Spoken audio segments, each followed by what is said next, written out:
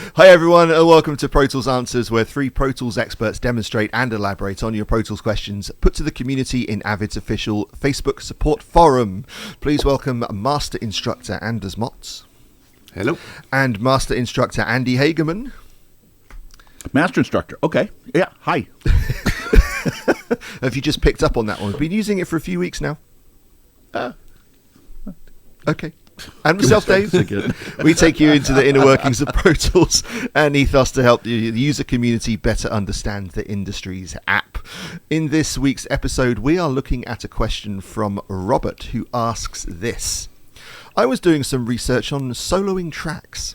I'm a returning Pro Tools user after using Studio One for several years. With Studio One and Reaper and all of my live mixers, if I solo a bus, I hear everything in that bus. Same goes for an Auxes. That's the same thing, isn't it? I can also solo a bus individually. Solo function of tracks and buses doesn't cancel each other out. The function is always available for everything. How do I achieve this same functionality? Solo a track, bus or an Auxes, and hear what I need to hear. Is that even possible, Andy? There's so much to unpack in this question. Yeah, it. First of all, the way that DAWs treat soloing and mixing in general, I think varies more widely than we expect. And Pro Tools probably, I think, borrows a bit from analog console mixing, not necessarily from live console mixing, but from analog console mixing, and I think presupposes a certain traditional mix structure, and that's something that Anders is going to go into. I've always thought this with Pro Tools, that it takes a traditional audio engineering approach because of largely who it's aimed at. But yeah, it's where that's the focus, and that's where it works its best. That being said, very often, and this goes back to when I was teaching at the college level, I would get student sessions, and even now I'll get client sessions sometimes, and I stare at the window, and there's tons of tracks, nothing's colored, barely they're named, right? And you're just, how long is it going to take me to figure out what's going on in this mix so that I can then take it to the next level, so I can then, I'm not even to the point where I can refine the mix because I don't know what's routed to what. And there is where I would very much like to be able to find out what tracks are routed to where and hear only those tracks, right? And I've mocked up a little something. I can show it to you if you want. Please. Do it. Please. All right. So I'm going to share my screen here. This is exactly what I want to see on Thursday mornings after I've just woken up. Okay, so there's a couple things that you have to do to make this workflow work for you. The first thing is going to be this button up here, link, track, and edit selection. And I'll explain why in a second, but just for now, know that needs to be on. Okay, it's on. Dave, do you want to solo this? Do you want to work in the edit window or the mix window when you're working on this? For mixy stuff, mix window, please. Okay, let's switch over. By the way, this workflow that I'm going to show you works the same in both places, but probably in the mix window is going to be where I am. So I've got these tracks. I want to, as quickly as I possibly can, hear only what's going out of a certain bus. But looking at this, it's a disaster, and I just don't know what's happening. So what I'm going to do is I'm going to go to, give me a track. Dave, just give me a number. 19. 19. Okay, so audio 19. Ooh, there's a throwback. So I'm going to go here, and this one, I want to hear what this, if I wanted to just hear this track, you hit the solo button. That's easy, okay? But if I wanted to hear this track and all the other tracks that are going out that same bus, there's a workflow that's going to help you out. It's called track interrogation. So I'm going to write bus interrogation. Bus interrogation, sorry. So I'm going to right-click here, and I'm going to, I'll see down here I've got 3 different menu items. For this particular workflow, select assignments works just fine, okay? And the selection is what's key. So click this, and you're going to see those 5 tracks have the same output assignment as the track 19, the one that you wanted. Okay. The next thing is I want to be able to solo them. Now, I could click the solo button on each individual one, but because link, track, and edit selection is linked, I can use a shortcut, which is Shift S. And now that's soloed and nothing else. So I'm essentially, yes, it's a workaround. It's not as straightforward as perhaps other DAWs where it's like solo this bus. We're not there, but that's going to be able to get you to where you want to be very quickly. Yeah, and I think, Andy, first off, I mean, this is the perfect workflow. I don't think this is what he meant, but this is what he actually. This is what he wrote. He wanted to listen to a bus, and then he mentioned an aux, which is probably receiving information off of that bus. But you're actually showing how to listen to what's contributing into a bus. So I think. There's different situations for this. Yeah, and this is a quick way. And trust me, if you guys who are listening haven't hit this yet, you will at some point in your career where you get a session from somebody else, and you're scratching your head trying to figure out how you're going to make sense of this so that you can take the project to the next level and organize the mix, but you don't even understand what's going on. So let's go over here. If I go to Audio 7. Right, I don't know what it's assigned to. I don't know what other tracks are assigned to it, and I'll just go ahead and do the same thing. Select assignments to this one. Boom, those are the tracks. They just happen to be next to each other.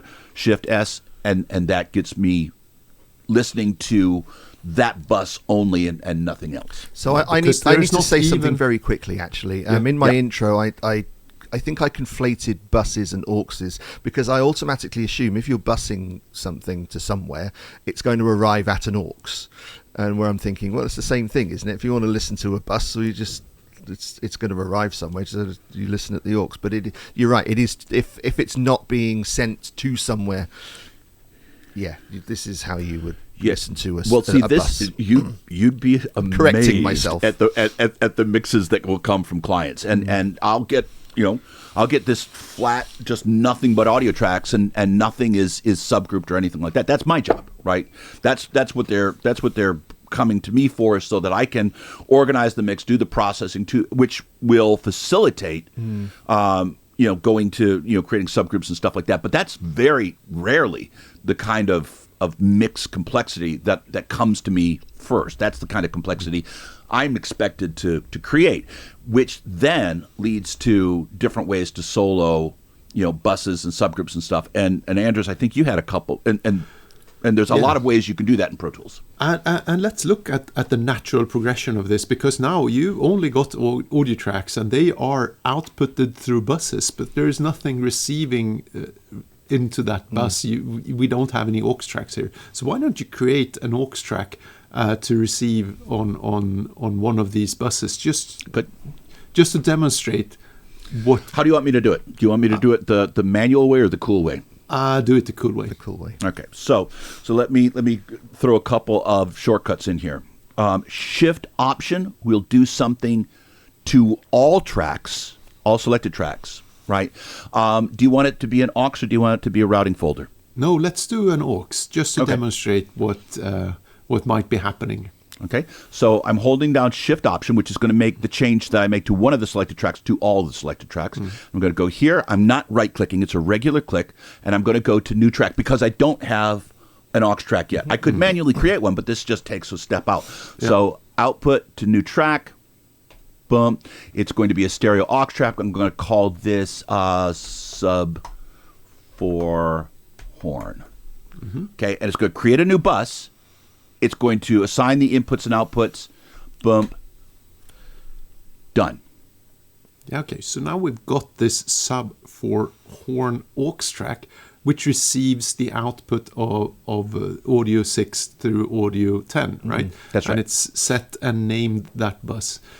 So what I think is happening here for the guy asking the questions here is when he, if you unsolo all of these tracks and he tries to solo his sub 4 horns, the aux track, nothing happens, right? You can't hear only the tracks contributing there. Well, I think there is something. Well, sorry, Anders, continue, and I'll. Yeah. So in other words, what he's doing, it's possible, is clicking the solo button. which is going to mute all your other tracks. Well, but there's something I think he might be doing. He might be creating the auxiliary and then busing manually to the aux. And the auxes don't get created in solo safe mode naturally, do they? But we just noticed. They do. Auxes they do now. Oh, they do. Okay. Well, it's a recent change. Okay. They didn't until just a little while ago. Do we know what version he's working on? Sorry. It doesn't really matter. I mean, he would probably turn on solo safe. The problem is when you solo the aux, it mutes all of the other tracks. So when you play something back, you will simply hear nothing, right? That's right. This is what will happen. You will mute all of the other tracks. And I think he wants to press this solo button and hear all of the contributing tracks, the audio 6 through audio 10. And that doesn't work in Pro Tools. So there doesn't work with an aux track. It doesn't work with an aux track. There are a couple of ways to get around this. So let's do some other tracks instead. Let's do 11. Set up another set of. Can we I just happen to know that this is another group. Okay. Yeah. So instead of creating an aux track this time, can you create a routing folder instead? I sure can. It could be a basic folder as well. It has the same behavior. It could be, but for the purpose of having an aux track and a folder track together, it's probably going to be a routing folder track. So let's do with that. But a basic folder will work for you as well. It will have the same solo behavior. Yep. So let's go. I'm going to do the same thing. I'm going to do, again, Shift Option. I'm going to click on any one of these, new track. And instead of an aux track, it's going to be a routing folder track. Oops, sorry. It's Command Alt Shift N. I don't think we can't bust them directly to the routing folders, basic folders with that method. Oh, you're right. Okay. Command. You know what? Shift You're right. N. You're right. Move to folder. You should just right click on the tracks and do move. Oh, I got one even better. You see this aux track? Yeah. Do that. Convert it to a routing folder. Yeah. Fantastic. Do it. Done. So you know what, Dave? That's 100% right. I completely forgot because that's not my workflow usually. But you can select these guys and you can move them. Move to new folder. That's how you would do it. So you would move it to a new folder. Sorry, you're right. And then you go ahead and route them to a new folder, and that'll be sub 2. That's how I usually do it. Sub. Yeah, the shortcut to get to that dialog is Command Alt Shift N. And you can see it's done the routing. It's the same thing. It's just done a different way. Now here's what I think is really interesting is now with either of these folder tracks, right? So right now these tracks really belong inside the folder, so I'll drag them in there. So these tracks here are all routed to this folder track. So these 6 through 10 are routed to sub for horn, which used to be an aux track, but I converted it to a routing folder. And then 11 through 15 went to sub for bone. This will do what you want.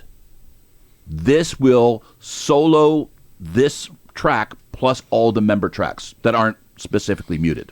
So I could specifically mute them. But if you wanted to, if you had this all going to a bus and this was in charge of your bus, then this solo button, as opposed to the solo button on an aux track, will do that. I want to hear this. I want to solo this bus. It gives you that behavior, which we've been waiting for in Pro Tools for a long time. And it works with both routing folders and basic folders. And basic folders, feature. Yep. So what would be the way that we did this before the arrival of folder tracks, Andy? Probably the way I would do it would be with a VCA track. Yep. So VCAs which still has its use. The VCA tracks we talked about in different shows before, and of course in this case you would group the members that you want to have a solo button for, and you want to do this with tracks audio 1 through 5 for me, Andy? Sure. So Andy will select all of these here, and he'll create a new group. And this group does not have to be active, by the way, so you can actually turn it off. It doesn't have to have any of its features active at all. And then he will create a VCA master and assign the VCA master to the poop group. There we go. Say that word. I never thought I would say that. and can you bypass the group for me? Just turn it off. Awesome. And the VCA is a great track, but it allows you to solo all of the members. You can't really visually see it, but that's actually what's happening. So now it's the same thing here. You don't visually see. You see the reaction, right? Yeah. So VCA, if soloing is all you're worried about, VCA track and a routing folder track, or a basic folder track, all of them will do what you want it to do. The thing I love about routing folder tracks is that it does that, and it's going to help you intelligently manage the processing you put upon your subgroups and the levels and all that stuff. A VCA still has its use, but I use VCAs a lot less now that we have folder tracks than I used to. But you're 100% right that before then, that's what I used to use VCAs for. Yeah, I think there's only one thing these are the absolute best options for you. There's only one thing that we haven't touched on this subject so far is solo safing. Yeah, because that's what's been happening with the aux track that was created. It was the solo was basically bypassed, so it's always active. But you can also make the member tracks themselves solo safed, so that they're always active and they just ignore any other solo functionality. I would caution you, because I've done this, and so I'm like, usually I do it accidentally, to be quite honest, is I'll accidentally solo safe, for example, this Audio 7 track, and then I'll solo this group. And I'm like, what am I hearing? What's going on? What is going on here? And it's because I was a big dumb animal and I had accidentally solo saved that. So can you do that? Yeah, you can. Yeah. But there, that way lies madness. I mean, if that would work and everything is in like buzzings, and you would solo save all of the tracks in your sessions, right?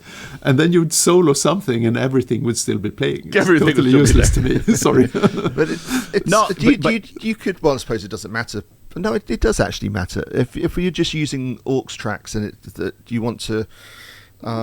You might want to forget it. I can't even think. It's too early, guys. It's too early. By the way, interesting anecdotal story. So right now, Dave, you notice that if I create for myself a new aux track, that it's born with solo safe on, and that was one of the things when we were beta testing. The developers were like, "Is there any reason at all why you would want to create an aux track that wasn't solo saved?" And if there is, they were sending this out to the community. If there is, we'll make it a preference that you can either have these tracks default to solo save. But if there isn't, let's simplify things and just they'll always be solo saved. And I couldn't think of a reason why you want to have an aux track that wasn't solo saved. But if you want to, if there's a reason why you want to unsolo save this, there's a way you can do that, and that's holding down the command key on a Mac or the control key on a Windows machine, and then go ahead and just click that solo button, and now it's going to do it's a normal solo. In other words, if I solo another track, it will be muted. It is not solo saved anymore. If I want to re-solo save it, if you're using a version of Pro Tools before, I think it was 2022.6, if memory serves, that's when the behavior changed. So it is that recent. If you wanted to.